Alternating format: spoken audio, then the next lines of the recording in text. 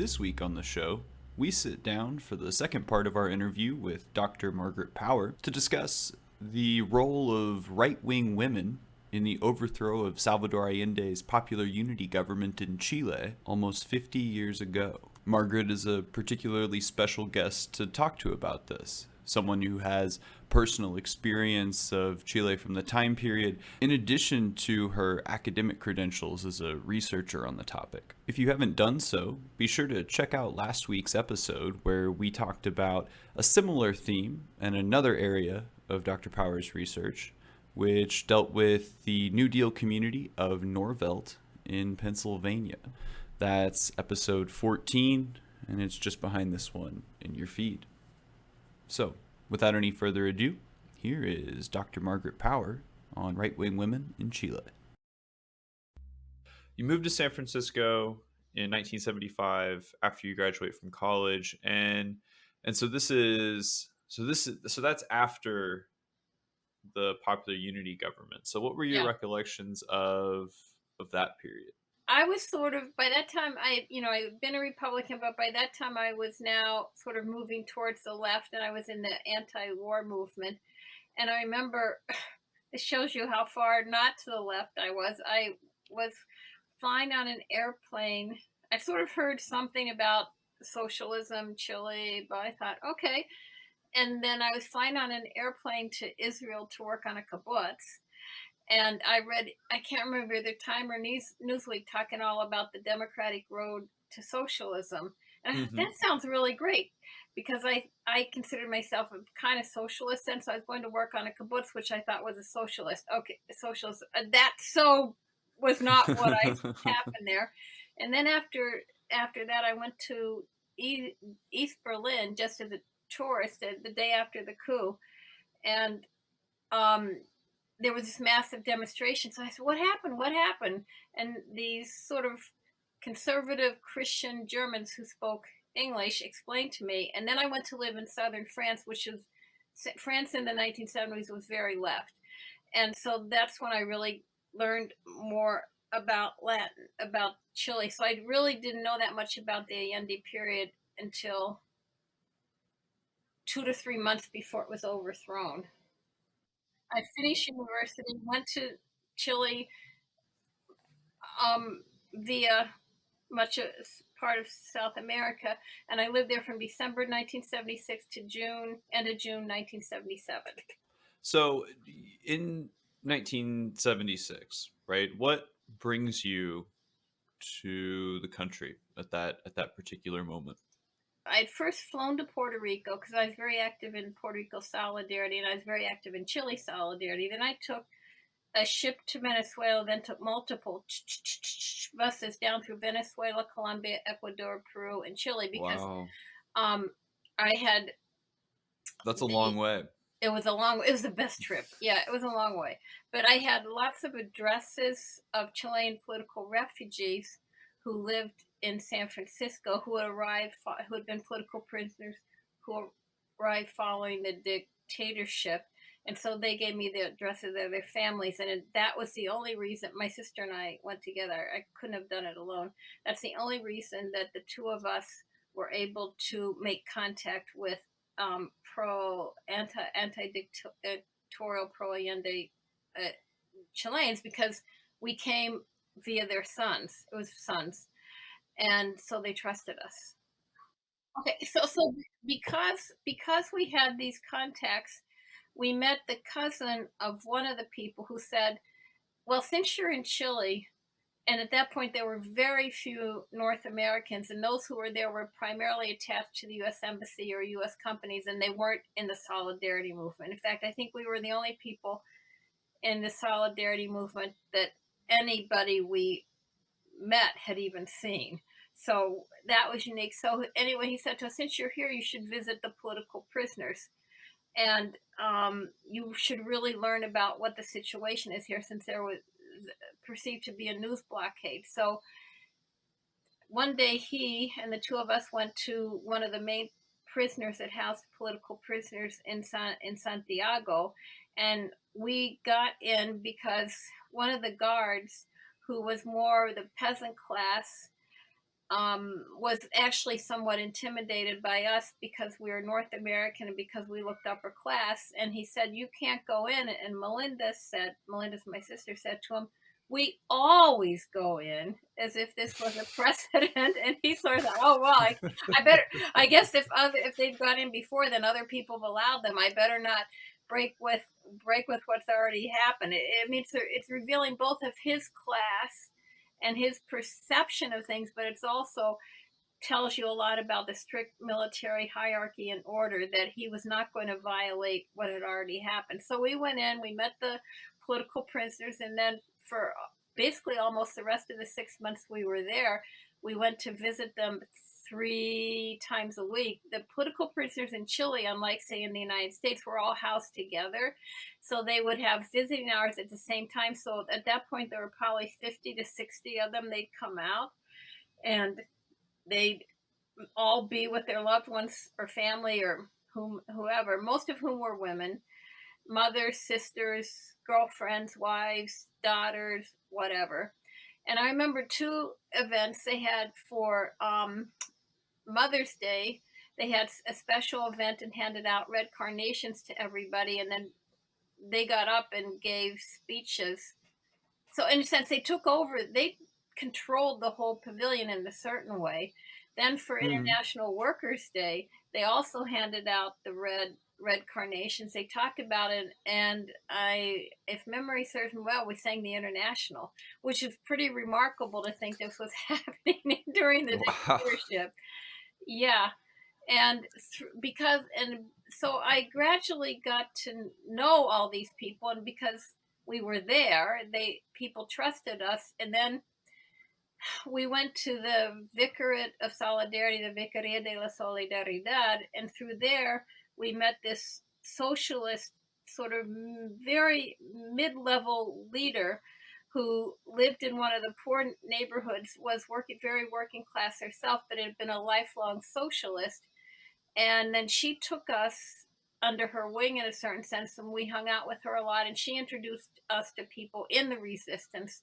So then for some period of time, my sister and I had direct contact with people in the resistance, and I remember we typed communiques that they were going to put out for May 1st that year. I remember that distinctly. But then we stayed with the family members of the different political prisoners, and towards the end, when we were there, things were getting very tense. The dean of the secret police came looking for us.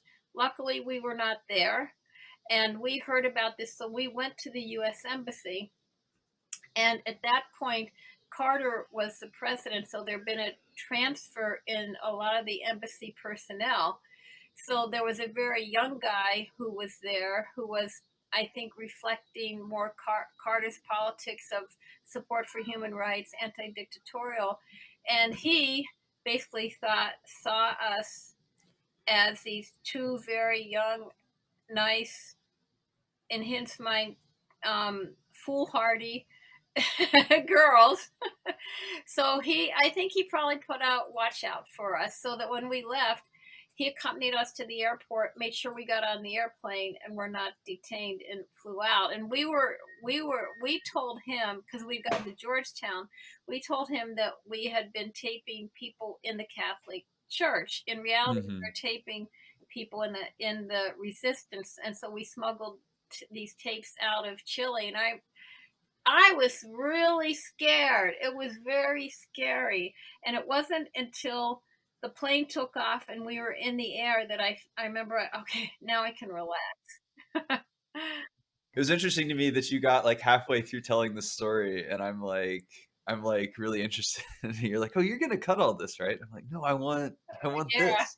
No, well, No, the it's great. thing is, I think I should write about it, but it's very hard to write about myself. I find it really, really hard. Sure, So, sure. it's Okay. quite remarkable, really.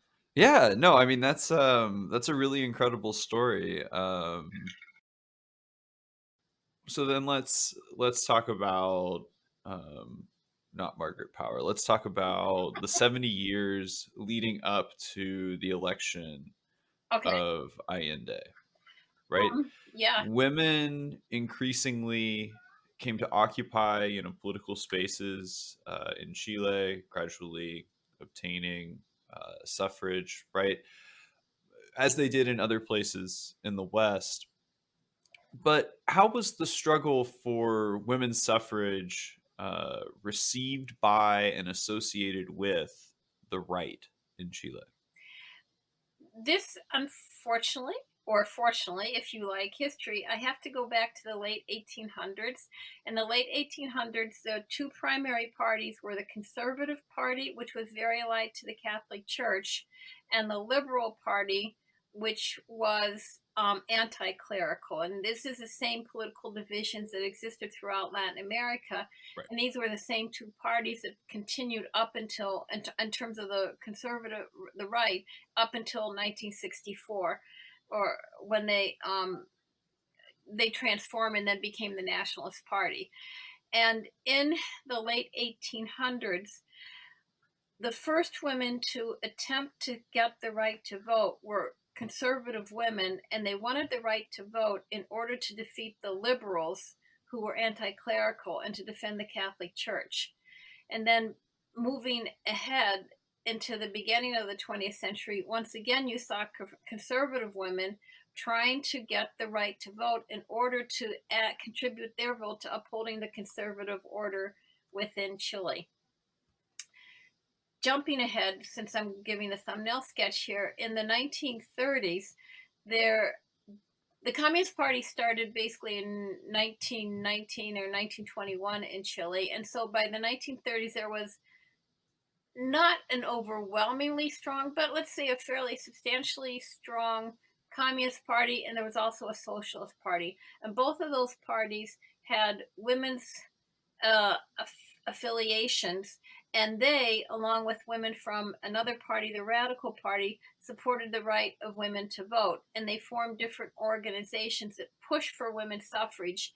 And initially, women were given the right to vote, but just on the municipal level. And the idea, the concession was, well, it's basically an extension of women's roles within the household, and it's just taking care of the surrounding community. So it's not a recognition of women as full political figures, but it was an acknowledgement that women had their particular gender-based responsibilities that could extend to the larger community. But from the get-go, women in Chile voted separate. Women and men in Chile voted separately, and they always went to separate polling places. In fact, last year, when they had the referendum or the plebiscite on whether to write a new constitution, was the first time in the entire history of Chile that men and women voted separately, which is quite remarkable. And a lot of people will give different arguments as to why that was the case. The one that convinces me is that it was yet another way to express patriarchal control, that women and men could not mingle in public outside the supervision of some male figure. Other people will say, no, it was actually about giving women the right to vote without the influence of a male figure, and therefore she would vote more freely. By 1947, all women got the right to vote throughout Chile on both the municipal as well as the national election, and you began to really see the increased, or 1949, and you began to see the increased participation of women beginning in the 1950s, which increases with the 1952 election, the 1958 election, and brings us right up to the 1964 election, in which for the first time it was feared that that Allende, the socialist candidate, the candidate from the left coalition, could possibly win the elections. And so it's at that point that both anti-communist organizations among women began to accelerate their activity and work with some women from the Christian Democratic Party, which has been characterized as more of a centrist, reformist party. But it's also the point at which the U.S. government steps in and begins to pump massive amounts of money into targeting women in what in Chile is called the Campaña de Terror, but which I've translated as a scare campaign, because if I said terror campaign, I think because of terrorism's prevalence in the vocabulary and world today, it probably would not be understood to be basically a propaganda campaign.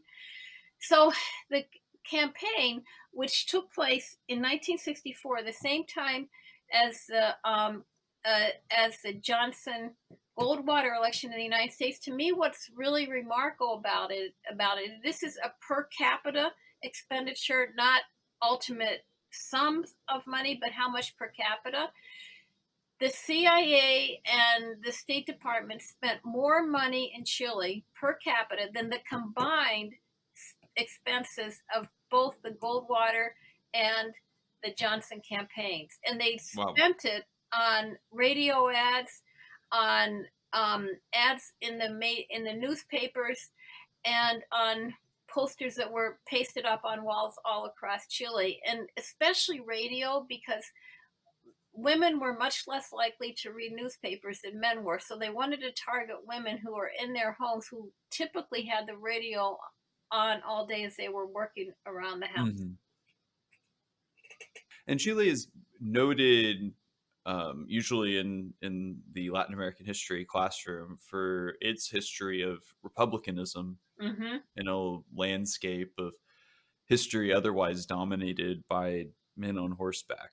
But what was the reality of democracy for the Chilean peasant before the secret ballot was mandated in the mid 20th century? The reality was that the landowner would gather up the workers, the male workers at this point, on his estate, take them in to vote, and say, this is how you vote. Because, as you said, there was no secret ballot. So it would not be possible for a peasant to say, oh, sure, some variation of that. I'll vote that way, go into the voting booth, and vote a different way. No, it was completely out there who he was voting for. And so then the law was passed against this practice, which opened things up within the countryside, which had been incredibly tightly controlled on so many different levels. So that I mentioned earlier, this socialist party woman, she had been a peasant on one of these landed estates, and one of the main reasons she left is because her father, in conjunction with the landowner, had plans for whom she should marry. And Hmm. because that the extent of the lack of democracy extended even to a woman's inability to choose her marriage partner. So she left, went to the city, and that's how she escaped. And I think part of the democratization had to be with the opening up and making the vote a secret ballot, but it also had to do with people leaving the countryside and moving into the cities, where there was more freedom and anonymity at the same time, and with the upsurge of a lot of democratic currents that were um, traversing Latin America at that point in time, both in the church through the theology of liberation and Vatican II, but also through the growth of unions and the growth of the working class. Hmm. Can you tell us about the failure of the left and the popular unity government to organize women in Chile and pursue and implement policies that would help women? You you bet I can. Okay. Well, the Chilean left was a fairly orthodox Marxist left. And by that I mean that they very much based a lot of their political and theoretical underpinnings on a Marxist and Leninist interpretation of reality. And what that meant in the Chilean context was a focus on the working class, with this increasingly a focus on the peasant class, especially beginning in the 1960s. And the working class that worked in industrial production was overwhelmingly a male working class. And just to cite one figure, in 1970, something like 19 perhaps 20% of women worked outside the home, meaning 80% did not work outside the home. And of that 19 to 20%, the vast majority worked not in factories or industrial production, but as servants, maids in the homes of the middle and the upper class. So they were basically isolated. Far from being part of socialized production in any way, they were isolated within their home or somebody else's home, or women had professional jobs. So the revolutionary figure was basically the male worker. So the tremendous number of policies were geared towards encouraging unionization, encouraging vacation, giving people vacation, health benefits, and a lot of the concept was that women would be the secondary beneficiaries of this. So it was not as if women were invisible exactly, or that women were not taken into consideration, but the idea was if the male provider earns more money, then you will benefit from it. And while that was sort of the largely the thinking on one level, then I think if you look at any picture of any of the leadership of the left political parties, it is men, overwhelmingly men. And there's some women here and there's some women there, of course there are, but primarily you had men talking to men and men talking to women about what the political realities were. Part of the correlation between the idea that the male's the revolutionary subject was the idea that feminism, which was in the 1970s generating throughout the world, that feminism is a bourgeois capitalist uh, movement and theory that exists only to divide the working class. Uh, Even though women were not acknowledged as such as members of the working class in their own right, but only as members of the working class through their affiliation with a male worker. Nonetheless, there were women in the Chilean left who really pushed for the liberation of women, for a political examination of women's situation, and for the popular unity to adopt policies and programs that favored women. And there were women's organizations, there were women's federations, there were even some women's marches and activities that took place. So it's not all bleak. It's not as if women were completely absent from the political spectrum, and women were very, very politically engaged on every single level. So we have women whose political identity is sort of being constructed around not a redefinition of their role as women, but around their, identity as women as constructed in traditional society, right? In part, in part, but then there are more revolutionary women too.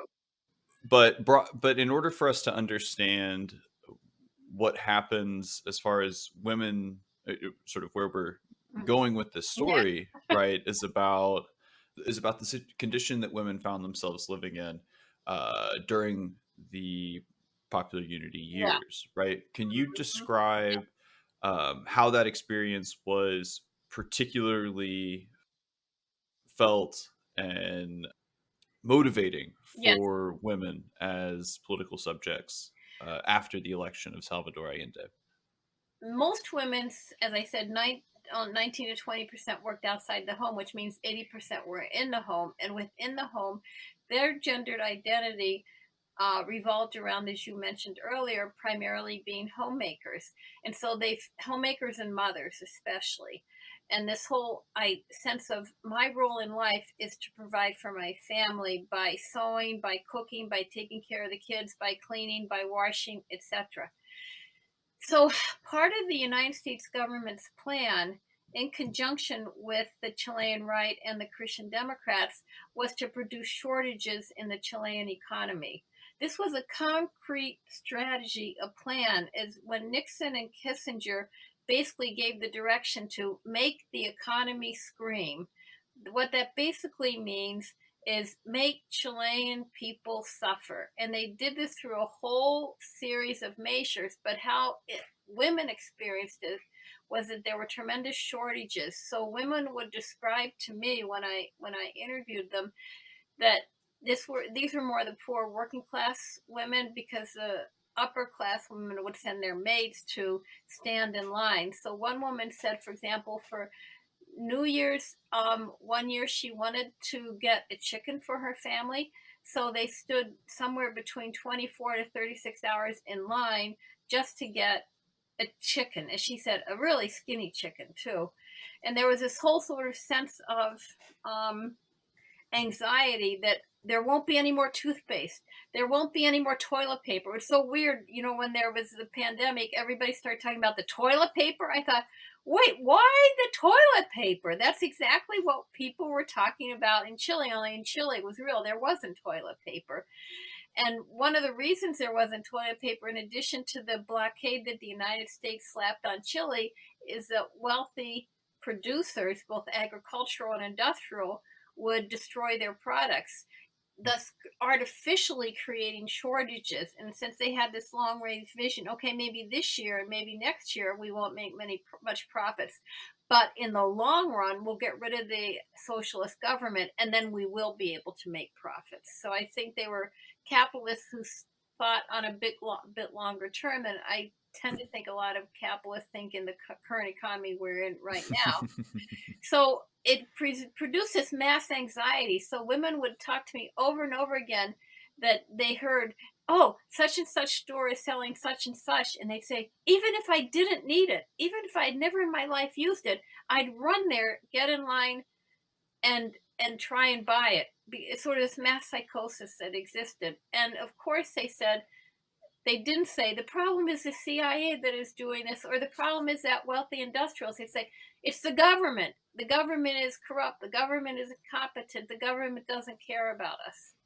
I think that the way that recollection of the shortage and more broadly the conditions of the Chilean economy between 1970 to 1973 often feature very centrally in how people on the right to this day Mm-hmm. will defend the dictatorship. It's interesting that the causes for those economic consequences and the motives of those economic consequences were were carried out by the American state and by capital, in both domestically and internationally.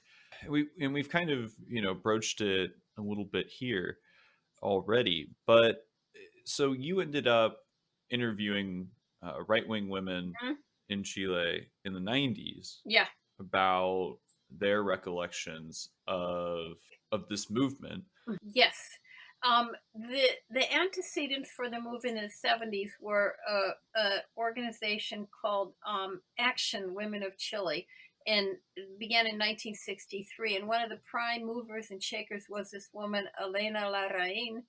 And Larraín is one of the families in Chile, one of the wealthy families. So then she was profoundly anti-communist. And I have a particular story, I think, about her that I'm going to share that kind of indicates the mindset of some of these wealthy people. She was of European extraction, of Spanish extraction. I doubt she had any indigenous uh, ancestors in her. She lived in a very nice apartment, possibly a condo.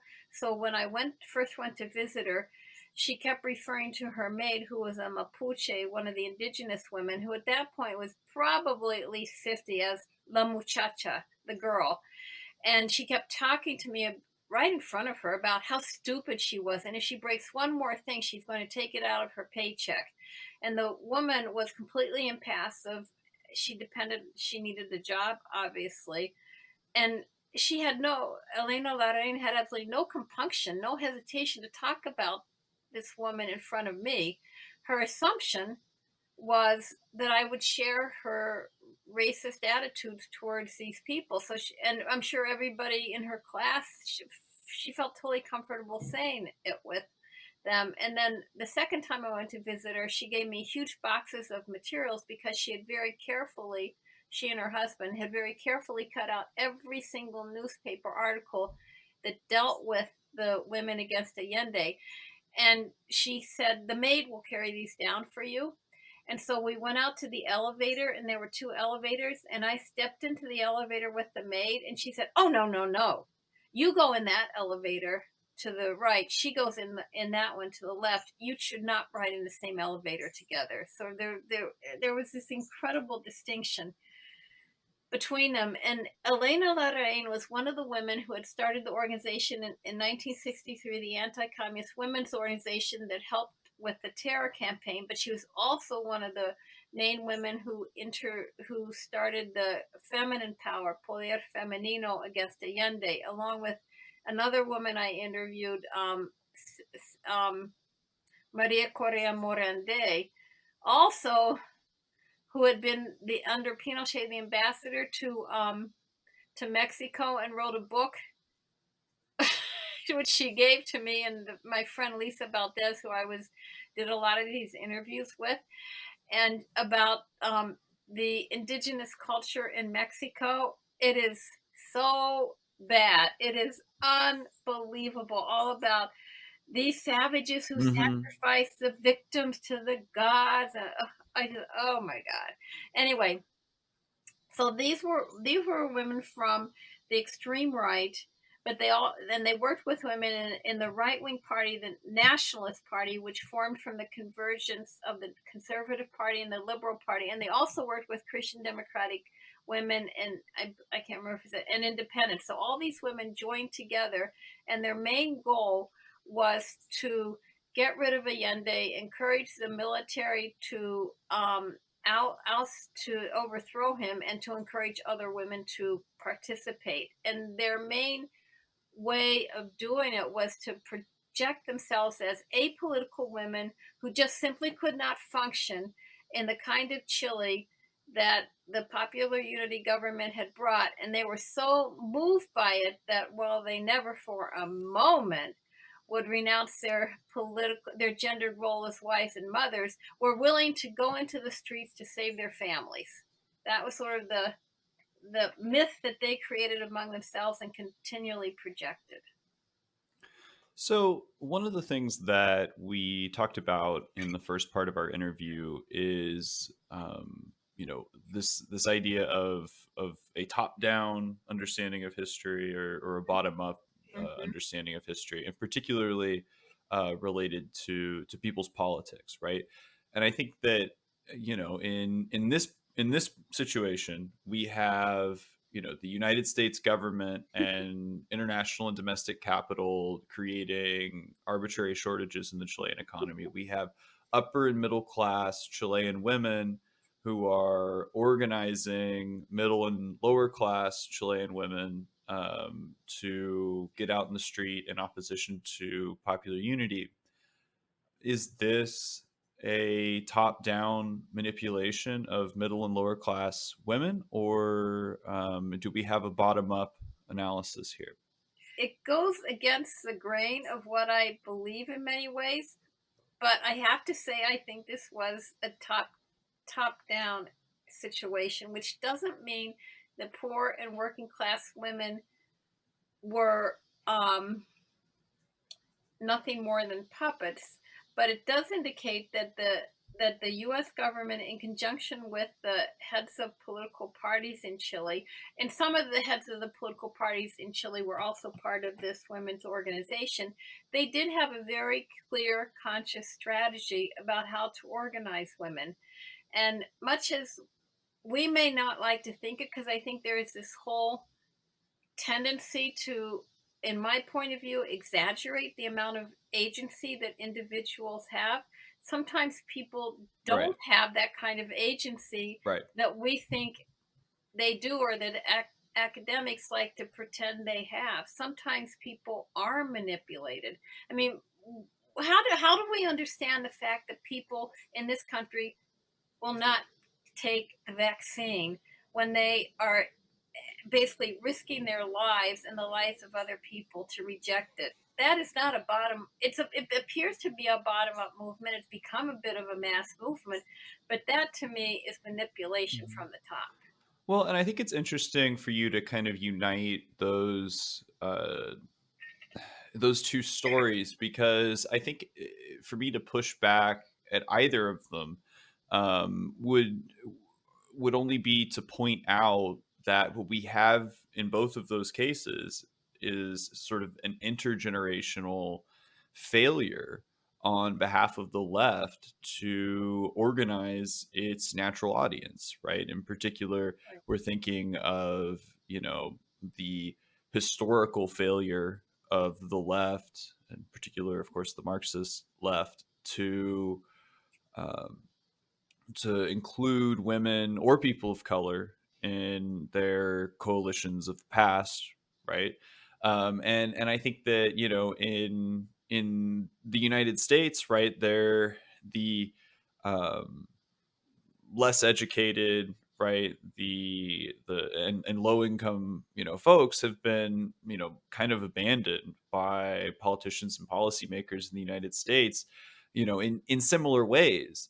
And and so i I think that your uh, your research here sort of raises interesting questions about, this question of top down versus bottom up, but also of these historical failures of the left, Mhm. that seem to only be repeated, right, and that we seem to sort of struggle to come up with clear answers to them, even today. To what extent should coalitions, focus on, questions of race or gender, right, Mhm. or issues of class, Mhm. primarily, and we still live with these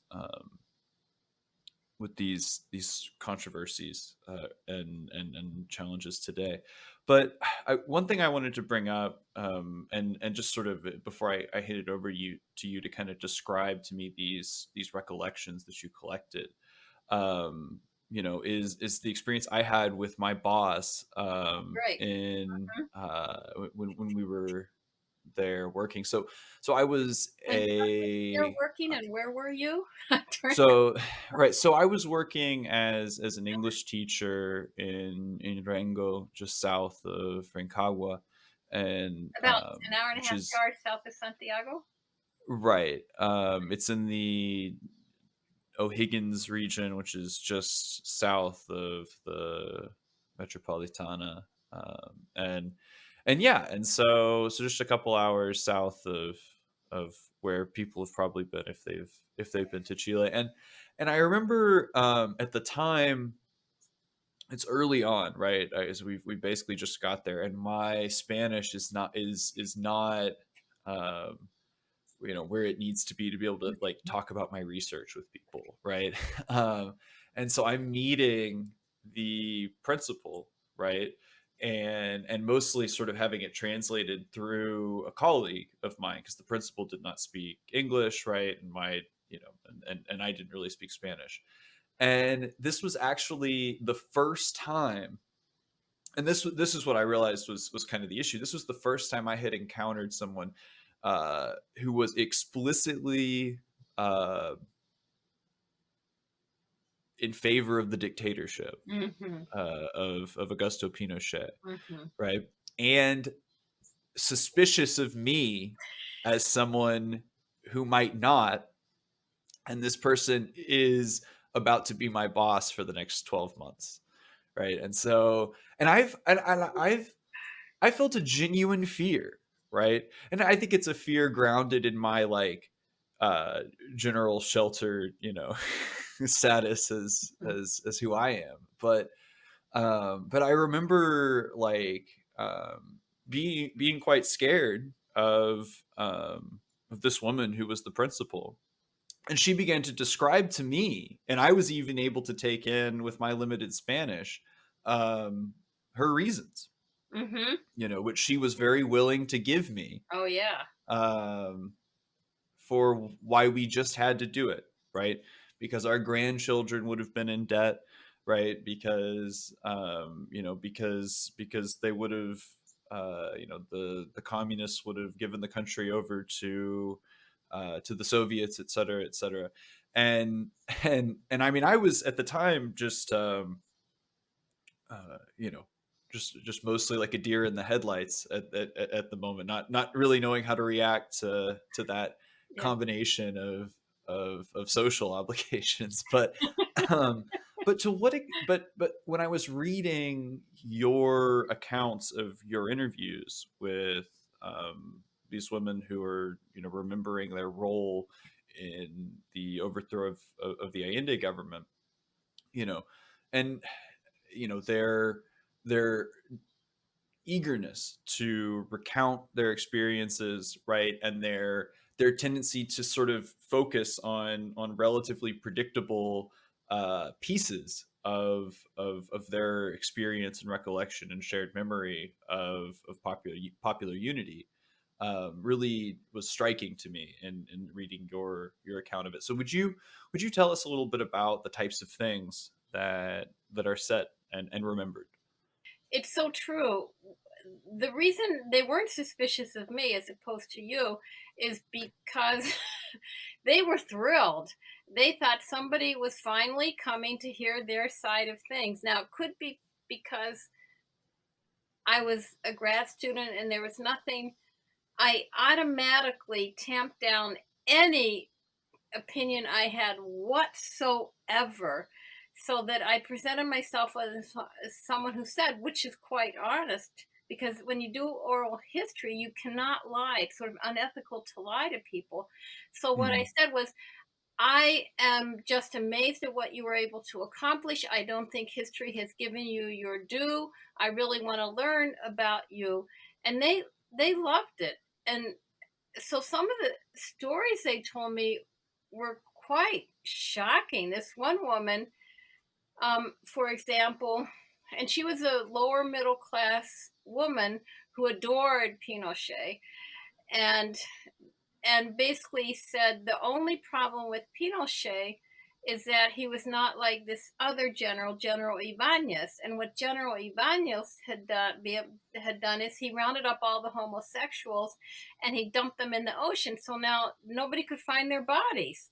But unfortunately, right. what Pinochet, mi general, my general, what he did is he put them in mass graves. And now people are finding the mass graves as if that was the problem. He had a little oops, boo boo. And Wow. I was sort of like you. I thought, what do I say to this? Right. And so it's really, I mean, I didn't know what to say because my concern was, if I say what I think to one of them, then they will pass the word on to other women I want to interview, and next I Right. will not get any more interviews. So instead, what I just said, so I literally said, I remember it so well. I said, "Oh, gee, that wasn't a very nice way to treat those homosexuals," which had said nothing about Pinochet, nothing, but it was all about this general who was long gone, and Wow. sort of like, oh, it's just not being very nice.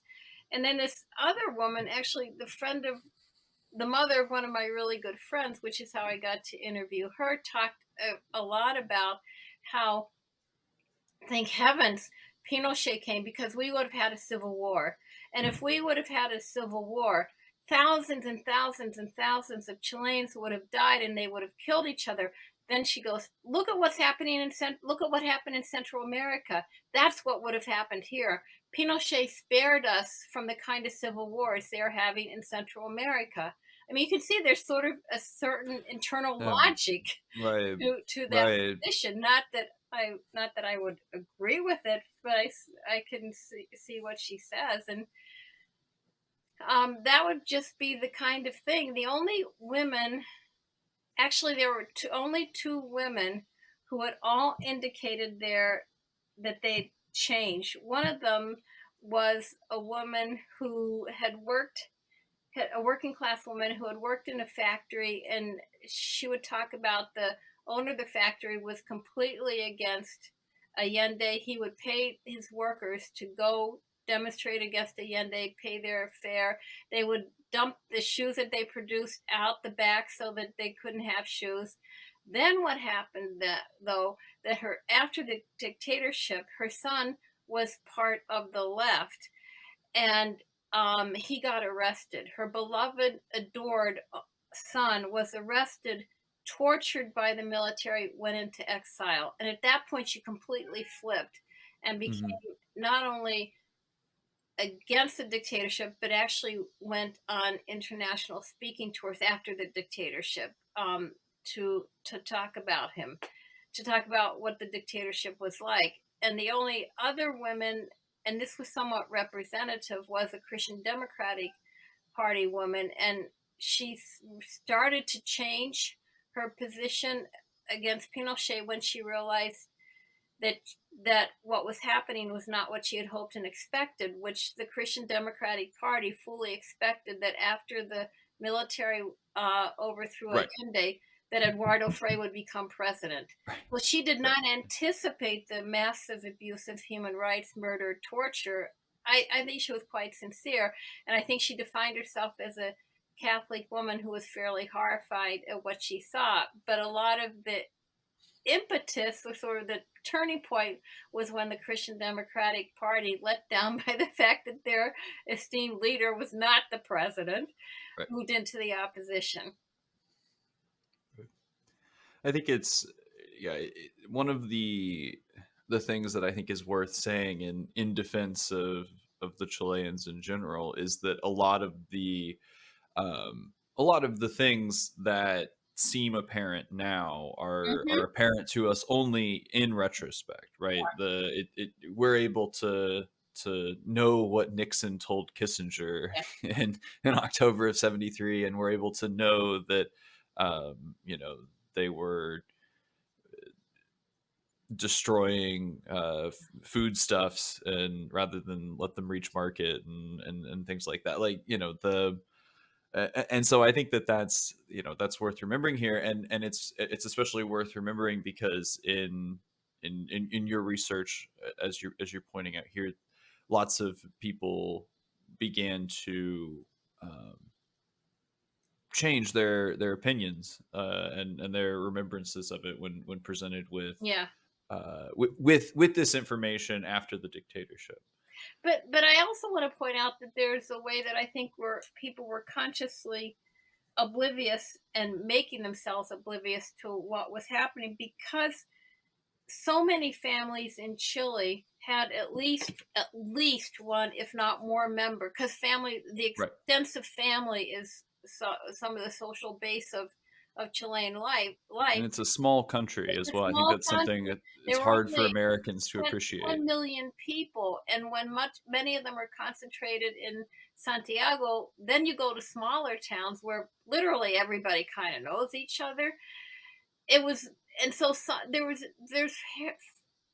I can't imagine there was a family in which some member was not imprisoned, exiled, tortured, murdered, something disappeared, something happened to them. But I remember distinctly, I met two North Americans who were there, working in the Peace Corps at the exact same time I was, and their vision of Chile was, they had no clue what was going on. They did not see it at all. They lived in the wealthy neighborhoods.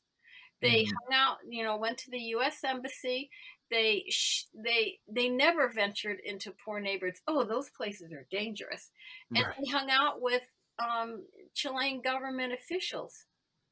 So I'm not quite sure what they did as Peace Corps people. I thought, who exactly were you hanging out with? I mean, Peace Corps supposedly hangs out with poor people, but I think I think they were maybe teachers in some middle or upper class school. It was Right. very odd, but I thought, Right. you lived in a Chile that I did not live in, and you were Yeah. completely blind to what was going on.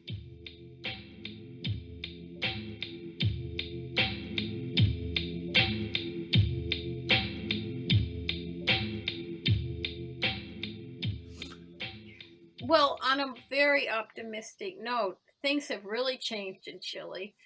I mean, Chile now is making it, um, that the new constitution is promoting the participation and rights of women. Women are basically incredibly not only integrated but leading a lot of the political movements, the left and progressive political Right. movements in Chile. There's a huge movement to support abortion rights, unlike some places in the United States just now.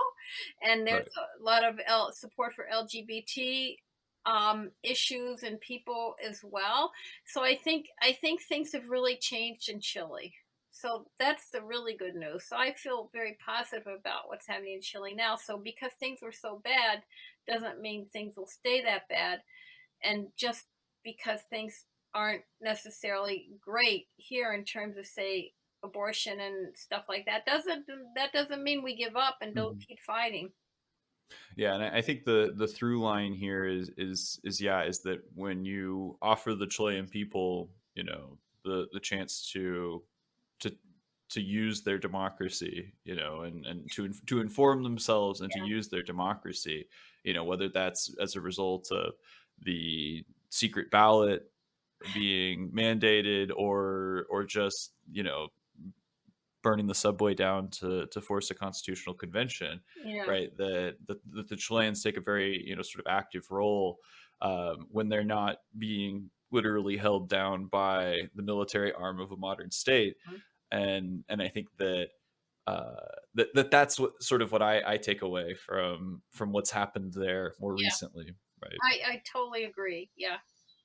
Well, Margaret, I want to thank you so much for coming on the show and talking to us about people whose politics confound us, and I think that uh, having the experience of of being able to read both of those things together, the Norvelt Westmoreland County stuff against your research on right wing women in Chile uh, was really interesting, and I the connections between them are very apparent, and I think they will be to anyone who takes the time to listen to these two episodes. Well, I want to thank you because it's really great to talk with, or I guess be interviewed by someone who knows so much about Chile and the topic and the subject. And actually, I think by talking to you both the last week and this week, I think I've come to see the connections perhaps even a little more clearly than I had. So thank you. Well, that's great. That's great, and I'm glad we were able to create this together.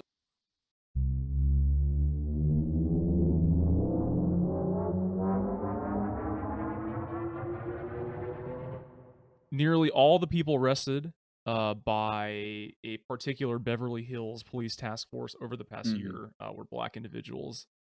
And this was alleged in a new lawsuit about racial profiling in the wealthy California city. So, shouldn't come as a surprise, but I mean, it's one of those things where it is shocking and it isn't shocking at the same time. I And mean, surely there aren't more than 106 black people in Beverly Hills. That seems like they must have just arrested all of them. It's less than 2% black, Beverly Hills is. So yeah, yeah, like the 106 black people are not an insignificant part of that 2% of the population in Beverly Hills. I can see a future where this is basically every high yeah, end neighborhood, and the police force is privatized. When you listen to the crypto guys talk about their citadel, like that I think right, it's going to be right. more of this special task forces designed to keep the uh, unwashed masses away from the gates. So this past week, the Biden administration allowed 8.9 million people to lose all federal unemployment benefits, at least those associated with COVID and the COVID recovery. It's been interesting to listen to the assurances that the economy doesn't need any more of this kind of support. Of course, most of that is because the Biden administration is sure that the economy is moving at a decent enough pace, and that hiring this fall is going to pick up enough to continue having economic growth and giving folks Yeah. a chance to go back to work. But of course, the individuals who are being, bumped off of a needed benefit just this last week, in this past Right. week, are going to go Right. through a significant hardship. I was just gonna say the number is misleading. I mean, here, like I linked like an ABC News article. Um, 8.9 million people will lose all federal unemployment benefits today as the COVID safety net ends. And then earlier in the day, I had seen someone else saying 35 million people are set to lose unemployment benefits on Labor Day. And it was actually a link to Truth Out. This is Matt Brunig of the People's Policy Project. Um, Hmm. Hmm. so, noted Thursday, the Labor Department's latest weekly unemployment insurance report shows that, quote, 9.2 million people are currently receiving benefits from either the Pandemic Emergency Unemployment Compensation Program or the Pandemic Unemployment Assistance Program, which were implemented last year to extend the duration of jobless aid and provide assistance to those who are typically ineligible for UI, such as gig workers. Right below it, according to the Census Household Pulse Survey, the average household that is receiving UI benefits has 3.8 members in it, Brunig observed. This means that around 35 million people, Right. 10% of the US population, live in households that are scheduled to lose unemployment income. So, like, Well, I and I mean, think that a lot of the plan for ending these benefits, has been based on an assumption that the economy is beginning to improve. Of course, we saw and that the jobs everyone's just gonna report. go back to work. Yeah, They're well, just and we saw everyone the will just jobs they'll go report, back to work. Don't worry about it. right? And we saw that hiring has slowed down, Yeah. over the last month. There's only a little more than 250,000 jobs added to the Build American back better, economy. Michael. Build back Well, better.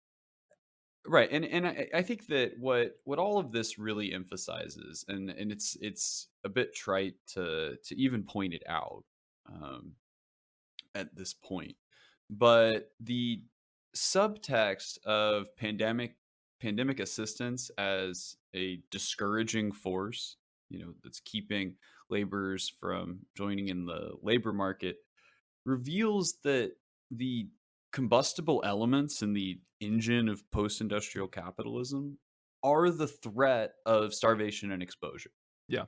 and nothing else, right? It would be one thing if that was a threat being imposed by nature, as it has been in Right. antiquity and historically. Yeah. But these are conditions that are sustained only by an artificial scarcity that exists to ensure high rent, prices, and profits for property owners, right? And so this notion, or this language about how these benefits have discouraged laborers from having to go work in the context of, a SARS pandemic, that this discouraging force, right, has been the things that's been keeping these people, from being exposed to the vectors of contagion Yeah. and starvation and exposure. And I think that the callousness of talking about these folks being discouraged by, having all of this free money thrown their way, Yeah. really reveals the depravity that has is at the heart of this society when it's functioning normally, as Yeah. we refer to it, right? That Yeah. the normalcy, right, exists only with the passive and sometimes active threat to put you and your family and children on the fucking street. And if they can't, and the economy does not work, for the people it's supposed to work for, when that threat is not being applied evenly to the population, right? It Yeah. doesn't, and that's not to say that it doesn't work for the vast majority of the ultra wealthy who could care less whether real human beings are doing labor or not. But for rent seekers and for the capitalists who own the service sector, their entire bottom line, you know, exists because people are subject to starvation and exposure. And without that passive threat, right, those people don't line their pockets fast enough for the economy to be seen as, meeting its expectation. And so that's what the Biden administration is doing, and that's what Democrats and liberals who are letting these things lapse, like the eviction moratorium, like the unemployment benefits, is um, they're reintroducing the human misery that is necessary for people to make so much money that they and their descendants never have to work again, Hmm. right? That has to be protected and maintained, rather than discouraging laborers from working during a SARS pandemic.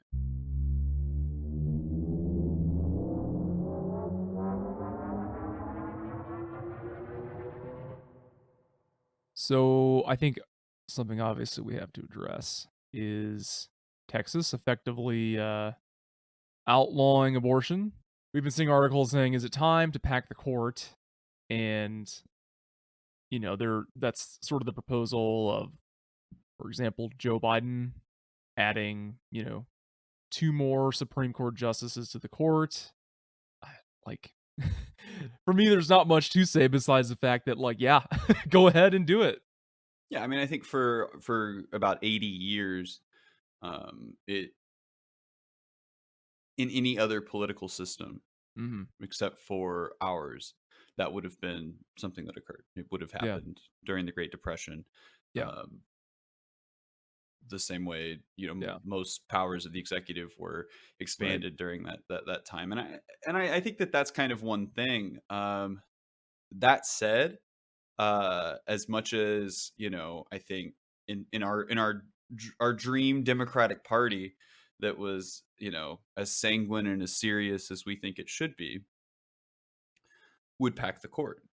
Of course, that's assuming you know a best case scenario, and I think that what we have is far far worse than just a Democratic Party that won't pack the court, right?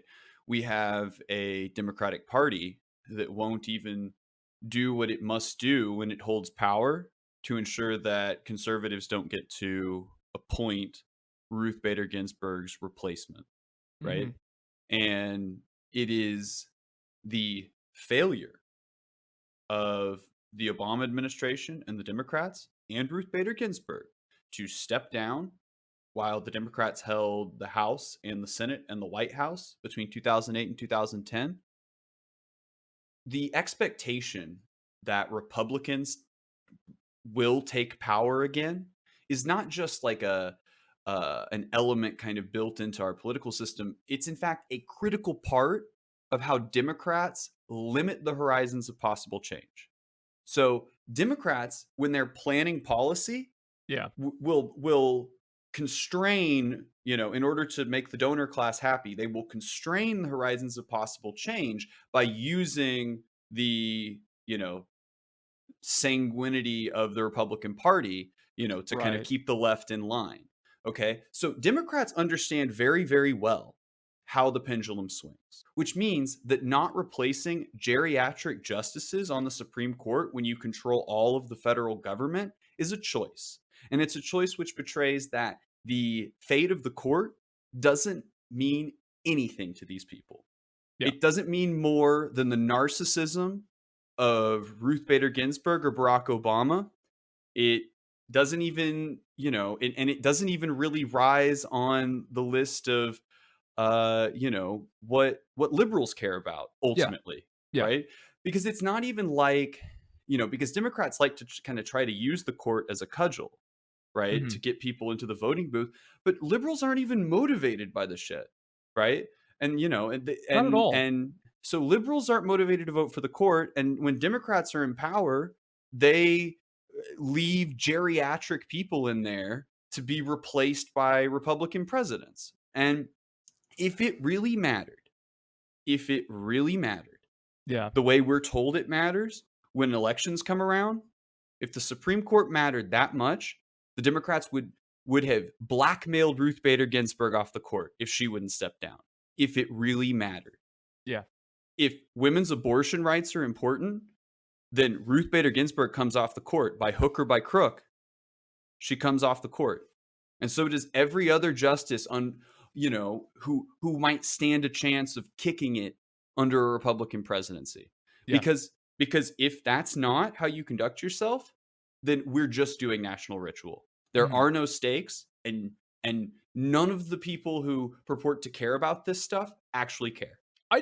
I'm just not really a fan of people that old being in any kind of public office like that.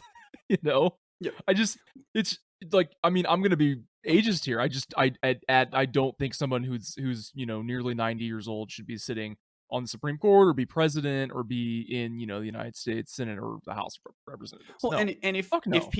people of that age, if they really care about the Yeah. things that they say they care about, they Yeah. shouldn't want to be there either. Yeah. But the thing is that this is the problem, is that ultimately our political system is just national ritual carried out by the bourgeoisie. Ultimately, the Supreme Court as an institution and its fidelity and respectability under the founding and the framing is more Uh-huh. important to Barack Obama and RBG than women's abortion rights. Mhm. And and so we're now watching like the like uh the class of people who like I don't know, lined the pockets of RBG's grandchildren by buying like I don't know, like backpacks and t-shirts with her likeness on them, right? We're watching like those people Yeah. weep for abortion rights in Texas when, St. Ruth fucking blew it, fucking died on the court instead of stepping down in 2008. And this is my favorite thing, is that the most pushback that you'll get to that is literally just, oh well, how are they supposed to know that the Republicans are going to take power again in the American system? Get the fuck out. That's bullshit. Yeah. It's absolute bullshit.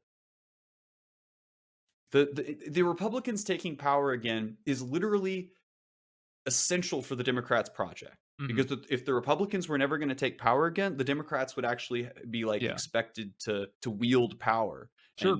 and propose a vision of the future, Yeah. right? Which is not the objective of the Yeah. Democratic Party. So I think the other thing that is important to take away from this, and not necessarily related to reproductive rights, partially related, I guess, is what I'm about to get at here, is that like Texas basically found a loophole in how to bypass this, you know, Mhm. and um here's precedent for other states to do the same thing, but I mean, it can't this also be can it also be said that here is a blueprint for, you know, right-wing Right. legislatures to circumvent other kinds of laws that we have, whether that's, you know, gun laws or, you know, like, do we see a situation where states get more involved, you know, in circumventing domestic surveillance or something like that, you know? I So mean, it's this just has been, but I mean, this sort of basic argument, that the states have the authority to ignore what the federal government says. That's I mean, that's been the basic argument of the right in this country since the founding, right? I mean, they that's did that it. is the Texas that fucking is pantsed yeah, them. They did it. right. But this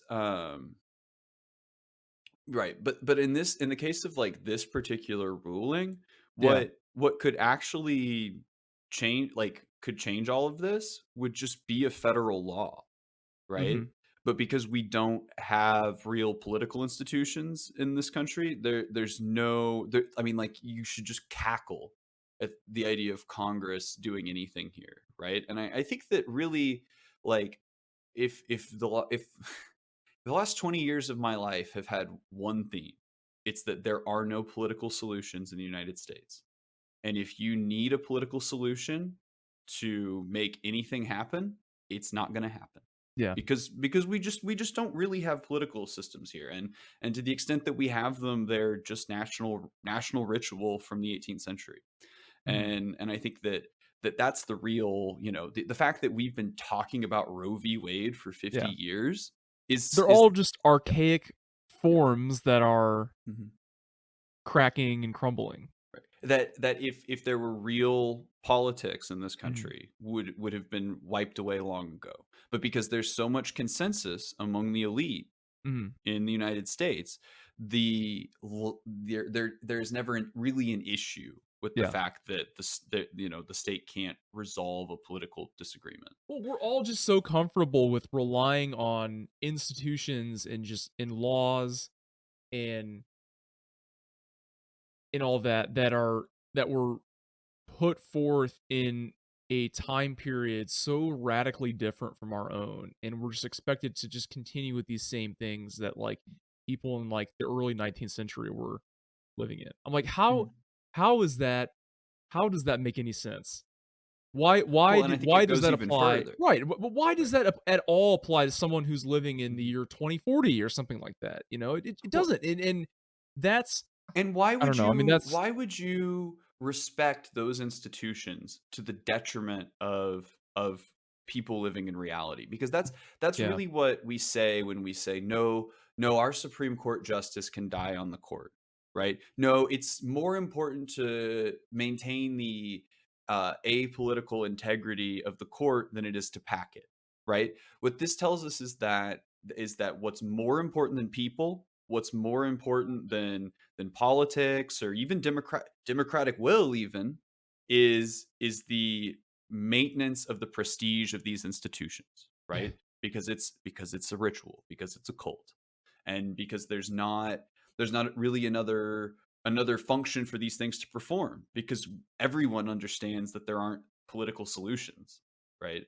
I mean, the to the extent that anything can be done by the legislature, it's just um signing checks, right? And how they sign checks, and where that money's going within a constrained, set of limitations. But as far as like yeah. saying how society should be run or anything like that, it's not a prayer. Not even a prayer. We can just kind of briefly cover this. Yeah, I Our was hearing lovely about this friend week. Bolsonaro in Brazil, who not too long ago was bound to a hospital bed for what, bowel obstruction. Yeah. Yeah, he had a bowel obstruction that required them to remove, like, I don't know, like 20 pounds of shit out of his mouth through a tube, Yep. which, it seems like a fitting thing for somebody who's been like encouraging the Brazilian people to like just spit directly into each other's mouths for sport ever since the pandemic started. Yeah, and that's also coming from a man who dealt with severe COVID. Yeah. Just like Donald Trump and just like Boris Johnson. So had the treatments, and we've covered this before, but had those treatments they were given not existed, all three of them would have fucking croaked. This past week, an open letter in Brazil claimed at rallies that Bolsonaro followers represent a danger to democracy, and might mount an insurrection modeled off of what Trump supporters did at the U.S. Capitol on the 6th of January. Oh, good. Right. The signatories include former Spanish PM Jose Luis Zapatero, as well as several other European and Latin American observers from other countries. Bolsonaro on August 10th directed, this is quoting now from the report or from the letter, quote, directed an unprecedented military parade through the capital city of Brasilia as his allies in Congress push sweeping reforms to the country's electoral system that he says are critical before the presidential elections next year. And I think it may be worth backing up a little bit. So, in the Mhm. 20th century, Brazil had a relatively popular military dictatorship, one that was very well supported on the right, and which is still deeply missed by people, in Bolsonaro's stable, right? Yeah. Yeah. And so Bolsonaro and his rhetoric about military and dictatorship and all of that certainly has always encouraged that type of political action, right? It's not the glorification of the Brazilian military and its dictatorship. Um, is basically the central piece of the ideology of the Brazilian right, is that, in fact, the only problems with it was that it didn't go far enough, right? Mhm. That it didn't just kill off all these pesky leftists who are still, running around Brazil today. Yeah. And so I think that, like, with Brazil, it is, I think that Bolsonaro is probably, the most likely person to pull down, you know, one of the states of the major economies of the world right now, Hmm. then, I think that, and so that's what is the source of this letter, um, that has been put out by, as we said, this range of, A lot of people. yeah, a full range of 150 people. international Yeah. observers, yep, including Nobel laureates, human rights activists, and of course, presidents from other countries. I don't suspect that that would make too much of a difference if the Brazilian government and its military truly decided to crack down. So something I really, really wanted to touch on for this episode is this article I saw on I saw Reddit. this, yeah. Yeah, I shouldn't laugh, but man, like this is in the New York Daily News, is where I got this from. 2 Rikers units go more than 24 hours without guards. 2 Millie says as New York City Oversight Board raises alarm on jail suicide. So the lead here, a staff shortage at Rikers Island left 2 jail units without correction officers for more than 24 hours on Tuesday and Wednesday, a prisoner reported.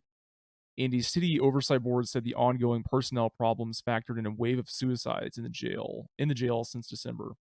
So 2 Rikers units known as 3 West and 3 North in the Otis Bantam Correctional Center were without correction officers through at least noon Wednesday, leaving inmates in the strange position of helping other inmates to get to court transport and video conferences, said Terrence Ferguson, the hip-hop artist known as 2 Millie.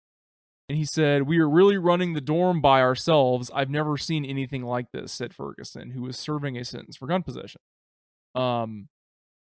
Ferguson said Wednesday afternoon that there had been no officer on his floor since 6 a.m. Tuesday.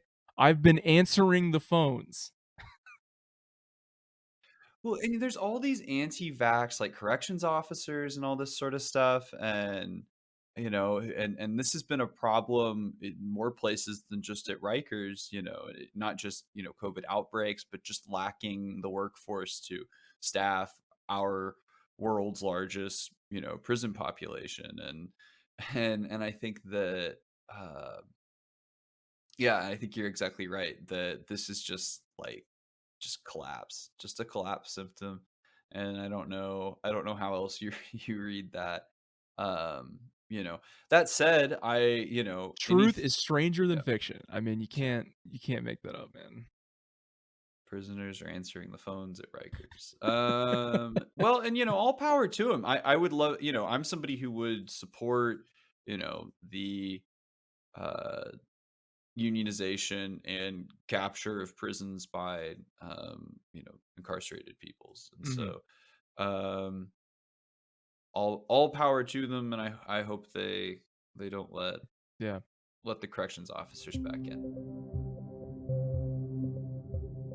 This is an independently produced podcast. You can follow us on Twitter at COINTELPROPod and support more of our work on our Patreon page. The link is in the show notes and in our Twitter bio. We'll see you next week on COINTELPRO.